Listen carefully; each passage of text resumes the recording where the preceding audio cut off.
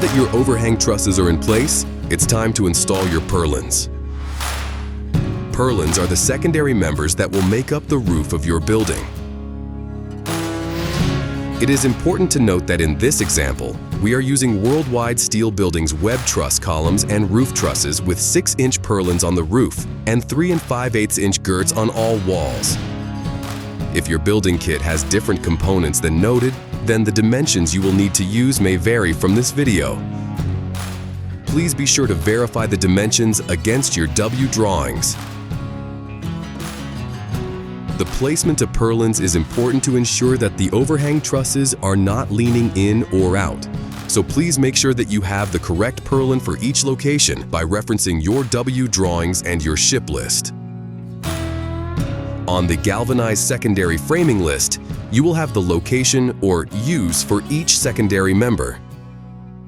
Locate the secondary members that indicate they are purlins for the bay you are currently installing. In this example, starting at grid 1 on your W drawings, the first frame is set 6 5/8 inches back from the end wall. For buildings with no gable extension, each purlin that is installed in the bay between grids 1 and 2 is marked at 6 5/8 inches from the end of the purlin. This mark should line up with the center of the pre-installed welded clip on top of your grid 1 overhang truss. Attach with 4 number 12 Tech screws as shown here. If your building has a gable extension, you will need to add the extension length onto this 6 5/8 inch dimension prior to marking.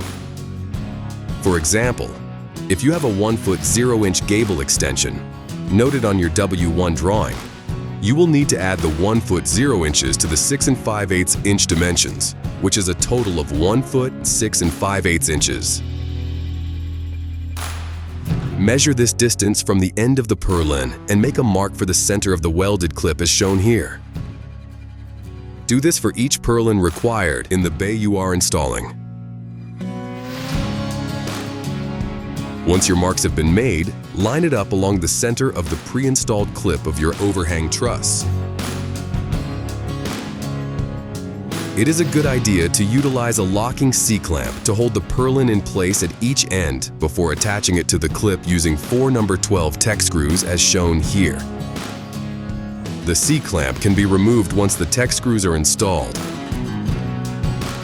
Attach the other end of the purlin to the adjacent overhang truss, making sure the purlin lines up in the center of the truss. Because the purlin stops at the center line of the second truss's pre-installed clip, you will only use 2 Tech screws to install. When you have an intermediate bay, where neither truss you are installing purlins on are the last frame in your building, then each end of your purlin will line up with the center line of the pre-installed clip, and each end will only require 2 Tech screws to install.